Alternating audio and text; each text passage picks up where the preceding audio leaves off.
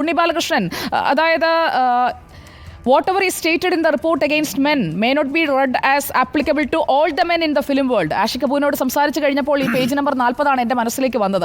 എല്ലാവരും ഇങ്ങനെ ആയിരുന്നെങ്കിൽ, എല്ലാവർക്കും ഇതുപോലെ സ്ത്രീകളും നമുക്കൊപ്പം തന്നെ, അതായത് പുരുഷനൊപ്പം തന്നെ നിൽക്കുന്ന തുല്യ വേതനവും തുല്യ പരിഗണനയും നൽകേണ്ട ആളുകളാണ്. അല്ലാതെ ഒരു മെയിൽ ഡോമിനേറ്റഡ് ആയിട്ടുള്ള ഒരു ഇൻഡസ്ട്രിയായി ഇനി സിനിമാ മേഖലയ്ക്ക് നിൽക്കാൻ കഴിയില്ല. ആ ഒരു തിരിച്ചറിവ് എപ്പോൾ വരുമെന്ന ചോദ്യം കൂടി ഈ റിപ്പോർട്ടിനുള്ളിൽ പറഞ്ഞു പോവുകയല്ലേ ശ്രീ ഉണ്ണി ബാലകൃഷ്ണൻ?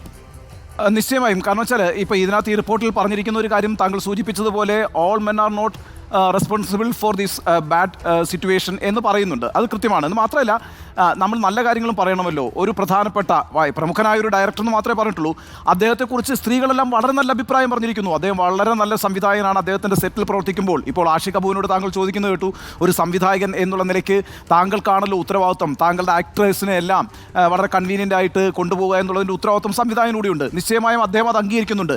അങ്ങനെയുള്ള സംവിധായകർ ഈ ഇൻഡസ്ട്രിയിലുണ്ട് എന്നീ റിപ്പോർട്ടിലുണ്ട്. ഒരു സംവിധായകൻ്റെ പേര് പ്രത്യേകമായി എടുത്തു പറഞ്ഞുകൊണ്ട് തന്നെ പല നടിമാർ പറഞ്ഞിരിക്കുന്ന അദ്ദേഹം വളരെ കെയറിംഗ് ആണ് എന്ന് മാത്രമല്ല, ചില ഇൻറ്റിമേറ്റ് സീനുകളൊക്കെ ഉണ്ടാകുമല്ലോ സിനിമയിൽ. അത്തരം സന്ദർഭങ്ങൾ ചിത്രീകരിക്കുമ്പോൾ ആ ഷൂട്ടിങ്ങിന് ആവശ്യമായ ആളുകളെ മാത്രം നിർത്തിക്കൊണ്ടാണ് അദ്ദേഹം അത് ചെയ്യാറുള്ളത്. ഒരു സിനിമാറ്റോഗ്രാഫറെ കുറിച്ചും പറയുന്നുണ്ട്. അവരൊക്കെ വളരെ കെയറിംഗ് ആയിട്ടാണ് ചെയ്യുന്നത്. അപ്പം നല്ല ആളുകളും ഈ ഇൻഡസ്ട്രിയിലുണ്ട് എന്ന കാര്യത്തിൽ ഒരു തർക്കവുമില്ല സുജയ്. അതുകൊണ്ടാണ് ഈ ഇൻഡസ്ട്രി മുന്നോട്ട് പോകുന്നത്. പക്ഷേ അൺഫോർച്ചുനേറ്റ്ലി ഇപ്പോൾ ഇവർ ഈ പറയുന്ന കമ്മിറ്റി റിപ്പോർട്ട് അനുസരിച്ചാണെങ്കിൽ വലിയൊരു മാഫിയ പ്രവർത്തിക്കുന്നു എന്ന കാര്യം ഒരു യാഥാർത്ഥ്യമായി നിൽക്കുന്നു. മറ്റൊരു വിഷയം കൂടി ഞാൻ ഈ അവസരത്തിൽ നമ്മൾ കണ്ടുപോകേണ്ടതുണ്ട്. 248 പേജിൽ വളരെ പ്രധാനപ്പെട്ടൊരു കാര്യം ഈ ഇൻഡസ്ട്രിയുമായി ബന്ധപ്പെട്ട് നമ്മൾ വളരെ ശ്രദ്ധയോടുകൂടി നിരീക്ഷിക്കേണ്ട ഒരു കാര്യം പറയുന്നുണ്ട്. The consumption of alcohol and drugs is quite rampant in cinema എന്നുള്ളതാണ്. അതായത് മയക്കുമരുന്ന്, മദ്യം നേരത്തെ തന്നെയുണ്ട്, മയക്കുമരുന്നിൻ്റെ വലിയ വ്യാപനം ഈ ഇൻഡസ്ട്രിയിൽ ഉണ്ടായിരിക്കുന്നു എന്ന് ഈ കമ്മിറ്റി റിപ്പോർട്ട് കണ്ടെത്തുന്നു. One witness who is a very high in film hierarchy stated that most people come to sets after drinking. വളരെ റെസ്പെക്റ്റഡ് ആയിട്ടുള്ള ഒരു ആക്ടർ, ഒരു നടൻ വന്ന് പറയുകയാണ്, most of the people coming to set after drinking. മദ്യപിച്ചതിന് ശേഷമാണ് പലരും സെറ്റിലേക്ക് വരുന്നത്. അവിടെ തീരുന്നില്ല. ഇത് ഒരു ആൺ പ്രശ്നം മാത്രമായി കാണണ്ട. ഈ ഡ്രഗ് ഉപയോഗം, മദ്യപാനം എന്നത് മലയാള സിനിമയിലെ ഒരു പുരുഷ പ്രശ്നം മാത്രമായി കാണരുത് എന്നുള്ളത് കൊണ്ടാണ് ഞാൻ ഈ ഭാഗം വായിക്കുന്നത്. Use of drug is also widespread. വലിയ രീതിയിൽ വ്യാപിച്ചിരിക്കുന്നു ഈ പറയുന്ന ഡ്രഗിൻ്റെ, മയക്കുമരുന്നിൻ്റെ ഉപയോഗം. According to the witness, almost everybody uses drugs.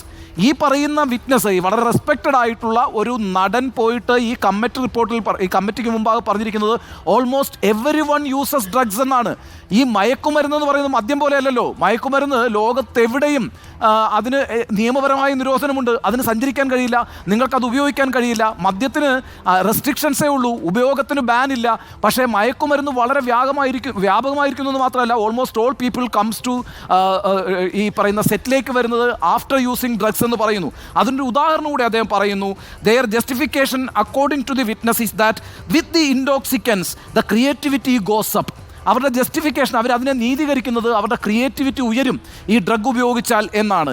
ഇനിയാണ് വളരെ പ്രധാനപ്പെട്ട ഒരു കാര്യം. ഒരു പെൺകുട്ടി, ഒരു നടി സമയത്തിന് ഷൂട്ടിങ്ങിന് വരാഞ്ഞിട്ട് ഈ പറയുന്ന ഒരു ഡയറക്ടർ വിളിക്കുകയാണ് ആ പെൺകുട്ടിയെ. അപ്പോൾ ആ പെൺകുട്ടിയുടെ മറുപടി ഞാൻ മൂഡ് ഓഫ് ആണ് എന്നാണ്. അപ്പോൾ മൂഡ് ഓഫ് മാറ്റാൻ വേണ്ടി പിന്നെ ഡ്രഗൊക്കെ കൊടുത്തിട്ട് ആണ് ഈ പെൺകുട്ടിയെ ഈ സെറ്റിലേക്ക് വന്ന അനുഭവം കൂടി പറയുന്നു. ആ പെൺകുട്ടി ആരാണെന്ന് നമുക്കറിയില്ല. നോക്കൂ, ഇതും ഒരു വശമാണ്. അപ്പോൾ ഡ്രഗിൻ്റെയും ആൽക്കഹോൾ കൺസംഷൻ്റെയും, ഡ്രഗ് വളരെ റാമ്പൻ്റ് ആയിരിക്കുന്നു. മയക്കുമരുന്നിൻ്റെ ഏറ്റവും പ്രധാനപ്പെട്ട ഒരു കേന്ദ്രമായിട്ട് മലയാള സിനിമാ മേഖല മാറിയിട്ടുണ്ട് എന്നുള്ള റിപ്പോർട്ടുകൾ മാധ്യമപ്രവർത്തകർ എന്നുള്ള നിലയ്ക്ക് നമ്മളൊക്കെ കേൾക്കാനും അറിയാനും തുടങ്ങിയിട്ട് കാലം കുറയായി. അതേക്കുറിച്ച് അന്വേഷിക്കണം എന്നും നമ്മൾ ആലോചിച്ചിട്ടുള്ളവരാണ്. പക്ഷേ ഇപ്പോൾ സർക്കാർ നിയമിച്ചിരിക്കുന്ന ഒരു കമ്മിറ്റി മുമ്പാകെ വന്ന് വളരെ പ്രധാനപ്പെട്ട ഒരു ബഹുമാന്യനായ ആക്ടർ എന്നാണ് പറയുന്നത്, റെസ്പെക്റ്റഡ്, ഹയറാർക്കിയിൽ വളരെ റെസ്പെക്റ്റഡ് ആയ ഒരു ആക്ടർ വന്നിട്ട് പറയുന്നു, ഇതാ ഞങ്ങളുടെ ക്രിയേറ്റിവിറ്റിയെ വർദ്ധിപ്പിക്കാൻ വേണ്ടി ഞങ്ങൾ ഡ്രഗ്സ് ഉപയോഗിച്ചുകൊണ്ടിരിക്കുന്നു. വരുന്നതിൽ most of the people drug ഉപയോഗിച്ചിട്ടാണ് വരുന്നത്. അതിൽ പെണ്ണുങ്ങളും സ്ത്രീകളും ഉണ്ട് എന്നുള്ളതാണ്. അപ്പം ഈ പറയുന്ന ഇൻഡസ്ട്രിയിലെ ഈ സെക്ഷൽ ഹരാസ്മെൻറ്റ് മാത്രമല്ല, മറ്റ് ചില അനാവശ്യമായ പ്രവണതകൾ വളരെ ശക്തമായി തന്നെ തുറന്നു കാണിക്കുന്ന ഒരു റിപ്പോർട്ടാണ് ഹേമ കമ്മിറ്റി മുന്നോട്ട് വെച്ചിരിക്കുന്നത്. അതിൽ ഈ ഡ്രഗിൻ്റെ കാര്യത്തിൽ നമ്മൾ കൂടുതൽ ശ്രദ്ധയൂന്നേണ്ടതുണ്ട്. കാരണം ഞാൻ നേരത്തെയും പറഞ്ഞിരുന്നു, ഡ്രഗ് ഉപയോഗിച്ചിട്ട് സെറ്റിൽ മാത്രമല്ല കേട്ടോ നിങ്ങൾ പ്രവർത്തിക്കുക, സെറ്റിന് പുറത്തേക്ക് നിങ്ങൾ പോകുന്നുണ്ട്. നിങ്ങളൊരു സാമൂഹിക ജീവിയാണ്. ഈ ഡ്രഗ് ഉപയോഗിച്ചതിന് ശേഷം നിങ്ങൾ പൊതുസമൂഹത്തിലേക്ക് പോലീസിലേക്ക് പോകുന്നുണ്ട്. അവിടെ നിങ്ങൾ പല പ്രശ്നങ്ങളും ഉണ്ടാക്കുന്നുണ്ട്. ആ പ്രശ്നങ്ങളുടെ പേരിൽ കേരളത്തിലെ വിവിധ പോലീസ് സ്റ്റേഷനുകളിൽ പല കേസുകളുമുണ്ട്. ആ കേസുകൾ ചിലതൊക്കെ തൂത്തുമാഞ്ഞ് പോയിട്ടുണ്ട്. അപ്പോൾ അത്തരത്തിലൊരു എന്താ പറയുക, ഒരു സോഷ്യൽ അനാർക്കിസം കൂടി ഈ രംഗത്ത് നിലനിൽക്കുന്നു എന്നുള്ളത് ചെറിയൊരു കാര്യമല്ല. നമ്മളെല്ലാവരും സ്നേഹിക്കുന്ന ഒരു മേഖലയാണ് സിനിമ എന്ന കാര്യത്തിൽ സംശയമില്ല. ഇപ്പോൾ ഈ റിപ്പോർട്ട് വന്നപ്പോൾ സിനിമാക്കാരെ മുഴുവൻ അടച്ചാക്ഷേപിച്ച് കളയാമെന്നൊരു വിചാരം നമുക്കില്ല. സിനിമാ മേഖലയിലെ പ്രവർത്തിക്കുന്ന വലിയ ആളുകളോടും വലിയ താരങ്ങളോടും ചെറിയ താരങ്ങളോടും ഒക്കെ ഇഷ്ടവും താല്പര്യവും സ്നേഹവുമുള്ള ആളുകളാണ് നമ്മളൊക്കെ.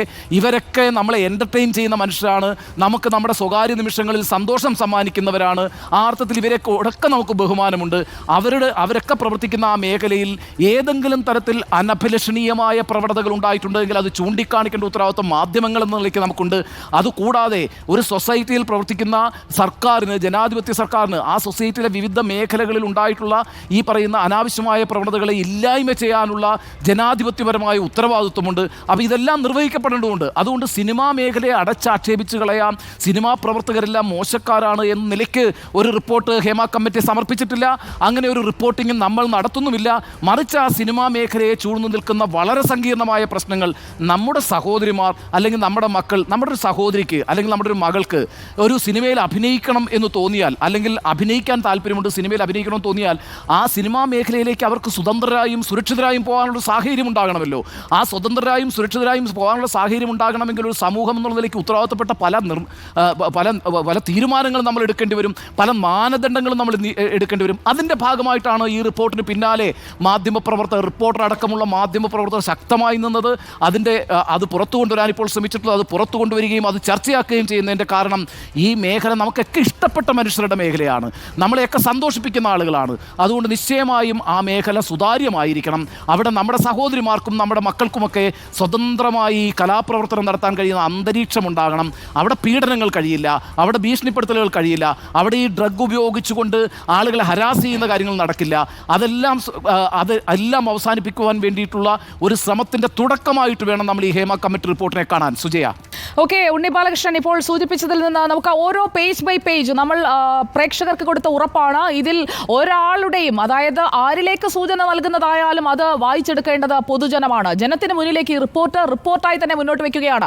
റിപ്പോർട്ട് വായിച്ചില്ല എന്ന് പറഞ്ഞുകൊണ്ട് ഈ പവർ ഗ്രൂപ്പിൽപ്പെട്ട ആളുകളോ ആരും മാറി നിന്നോട്ടെ, പക്ഷേ ഈ റിപ്പോർട്ട് പൊതുജനത്തിന് മുന്നിലേക്ക് വെക്കും എന്ന് പറഞ്ഞ റിപ്പോർട്ടർ ആ കാര്യം ഞങ്ങൾ നടപ്പാക്കിക്കൊണ്ടിരിക്കുകയാണ്. മറ്റൊരു വാർത്തയിലേക്കും പോകാതെ നമ്മൾ ഈ റിപ്പോർട്ടിന്റെ ഓരോ പേജും എടുത്ത് പരിശോധിച്ചുകൊണ്ടിരിക്കുകയാണ്.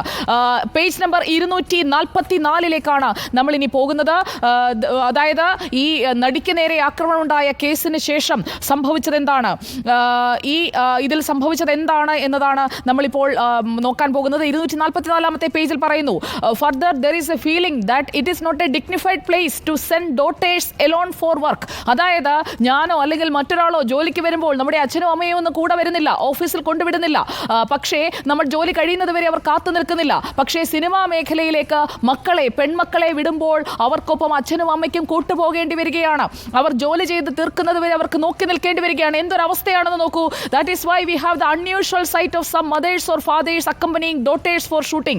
We do not see the parents of teachers or doctors or clerks or journalists accompanying their daughters to work and wait there till their work is over and accompany them back home. അതായത് രാത്രിയോ പകലോ എനിക്ക് പോയി ജോലി ചെയ്യുന്നതിന് എൻ്റെ മാതാപിതാക്കളുടെയോ ഭർത്താവിൻ്റെയോ ഒന്നും അനുമതിയോ അകമ്പടിയോ ഇല്ലാതെ ഞാൻ ഈ ജോലിയാണ് ചെയ്യുന്നതെന്ന് അവർക്കറിയാം. പക്ഷേ സിനിമാ മേഖലയിൽ ഒരു പെൺകുട്ടി ജോലിക്ക് പോകുമ്പോൾ അവളുടെ അച്ഛനും അമ്മയ്ക്കും ഒപ്പം പോകേണ്ട സാഹചര്യം ഉണ്ടാവുകയാണ്. The perception of many men in the film industry is another major reason for the low participation of women in cinema. സിനിമയിൽ സ്ത്രീ പ്രാതിനിധ്യം കുറഞ്ഞു വരുന്നതിൻ്റെ പ്രധാനപ്പെട്ട കാരണങ്ങളിലൊന്നും ഇതുതന്നെയാണ്. Many witnesses stated that some men in the cinema believe that women who come to the cinema are available ആണ്. സിനിമയിലേക്ക് വരുന്ന സ്ത്രീകൾ അവരെല്ലാം ലഭ്യമാകുന്നവരാണ്. എന്തിന് ലഭ്യമാകുന്നവരാണ്?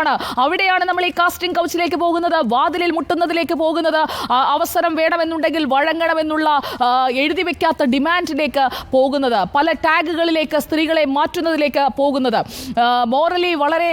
മോറലി ലൂസായിട്ടുള്ള സ്ത്രീകളാണ് എന്ന ഒരു ടാഗ് അവർക്ക് ചാർത്തിക്കൊടുക്കുകയാണ്. അപ്പോൾ സിനിമാ മേഖലയിലെ റിയാലിറ്റി എന്താണ്? ആ ഒരു റിയാലിറ്റി ചെക്കിലേക്കാണ് നേരത്തെ ഉണ്ണി ബാലകൃഷ്ണൻ സൂചിപ്പിച്ചതുപോലെ സിനിമാ മേഖലയിൽ സിനിമ തയ്യാറാകുന്നതിന് മുൻപ് തന്നെ, അതായത് പ്രീ പ്രൊഡക്ഷൻ സ്റ്റേജിൽ തന്നെ നടക്കുന്ന ചർച്ചകൾ ചർച്ചകൾ മെയിൽ ഡോമിനേറ്റഡ് ഇൻഡസ്ട്രിയാണ് എന്നതിൻ്റെ ഏറ്റവും പ്രധാനപ്പെട്ട ഉദാഹരണമായി കാണുന്നത്. It is an exclusive boys club where men sit and chat over long hours at night discussing the script of movies or other aspects of the project at hand or future projects. In many cases the discussion happens over alcohol. അതായത് മദ്യപിച്ച് മതോന്മത്തരായി creativity ഉൽപ്പാദിപ്പിക്കുന്നതിന് അവിടെ ഒരു സ്ത്രീയുടെ സാന്നിധ്യം ഉണ്ടാകാത്തതിൻ്റെ കാരണം ഈ രീതിയിലുള്ള ചർച്ചകൾ കൂടിയാണ് എന്ന് റിപ്പോർട്ടിൽ അടിവരയിട്ട് പറയുന്നുണ്ട്. ഉണ്ണി ബാലകൃഷ്ണൻ, ഈ അവൈലബിൾ ആവുക എന്നത് ഒരു മാനദണ്ഡമാക്കിയിരിക്കുകയാണോ? കാരണം ഈ മൊഴി നൽകിയ സ്ത്രീകളൊക്കെ പറഞ്ഞത് കൊണ്ടായിരിക്കുമല്ലോ ഇത് റിപ്പോർട്ടിന്റെ ഭാഗമാവുക. ഊഹാപോഹമോ അല്ലെങ്കിൽ നാട്ടിൽ കേൾക്കുന്നതോ അല്ല. ഒരു കമ്മിറ്റി 1.5 വർഷമെടുത്ത് തയ്യാറാക്കിയ ഒരു റിപ്പോർട്ടിൽ 244 പേജിൽ പറയുന്നു, മെനി വിറ്റ്നസസ് സ്റ്റേറ്റഡ് എന്ന് പറഞ്ഞുകൊണ്ടാണ് പറയുന്നത്, some men in the cinema believe that women who come to the cinema are available and such girls and women are morally very loose. They do not realise that many girls and women come to the film industry out of sheer passion for acting or love for that art form. Cinema എന്നത് തങ്ങളുടെ ഒരു അഭിനിവേശമാണെന്ന് മനസ്സിലാക്കിക്കൊണ്ട് അതിനായി ഇറങ്ങി വരുന്ന ഒരു പെൺകുട്ടിക്ക് നേരിടേണ്ടി വരുന്നത് ഇങ്ങനെയുള്ള ഒരു ടാഗ് ലൈനാണ്.